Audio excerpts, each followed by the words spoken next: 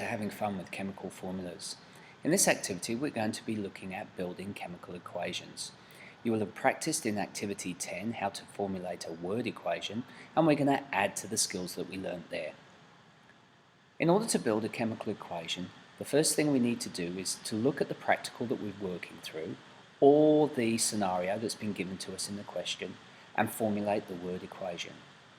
From this, we then need to use the skills that we learnt in activity 4 to 9 to build up what the chemical formula is for each word. Once you've got the chemical formula, you then substitute the chemical formula in for the word, and then put as a subscript underneath the state of each of the formula. It's that simple. The states, as we stated in the last activity, are S for a solid, L for a liquid or water, AQ is aqueous for a solution, and obviously G is a gas. Now there are some things that we need to learn before we go on and look at the chemical formulae. Often you get gases which are given off during reactions. Now some gases will exist as what we call a diatomic molecule. Now this means that these gases in nature form as a pair of atoms. For example, we've got oxygen. As a pair of atoms, it's always written as O2. Hydrogen is always written as H2, chlorine Cl2, and nitrogen N2.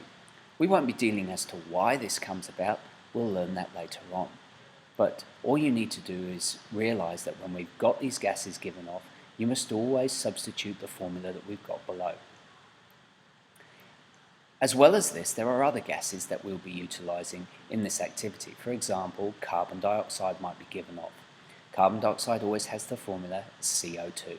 Sulfur dioxide, SO2. Now also to help you with this, I have given you some ions tables, cations and anions tables that we used earlier in the activities. I will not be explaining how to do the ions. Go back and look through activities 4 to 9 to refresh your memory if you're unsure. Now the ions that have been included on these tool sheets basically are the ones that we use at St. Hilda's. You may have different ones at your school, but these tables will be fine in order for you to complete these activities. I've also put down a note below in MB2 just to explain how you can add a subscript on a Mac. Unfortunately, I'm unable to do this on an iPad, but what a lot of my students have been doing is making a separate text box to put the subscript in and placing it after the symbol. Okay, so let's build a chemical equation.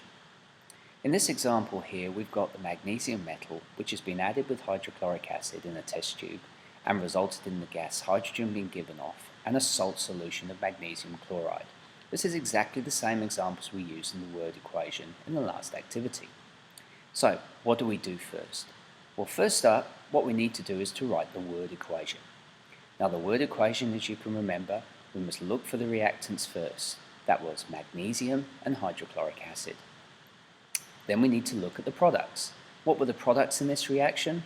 Well, we've got hydrogen and magnesium chloride. We then add the states.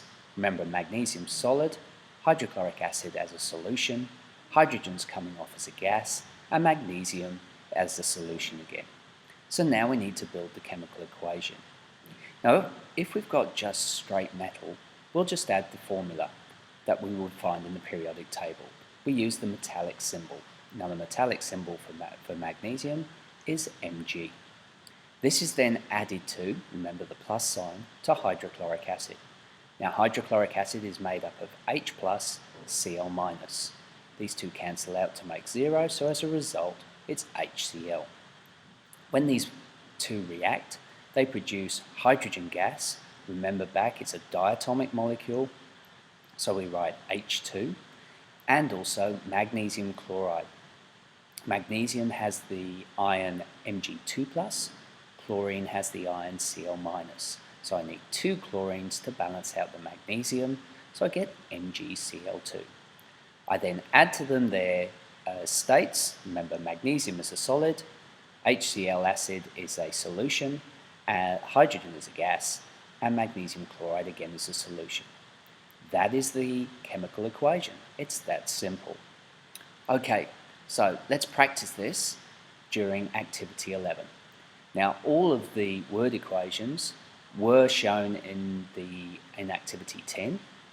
So they're exactly the same, and what I've done is I've tried to make it so that you do the word equation first and then you do the chemical formulae.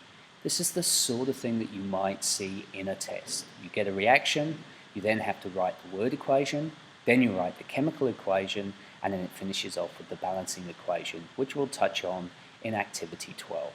I hope to join you then. Otherwise, good luck, and yes, if you have any problems, replay the video and you should be okay.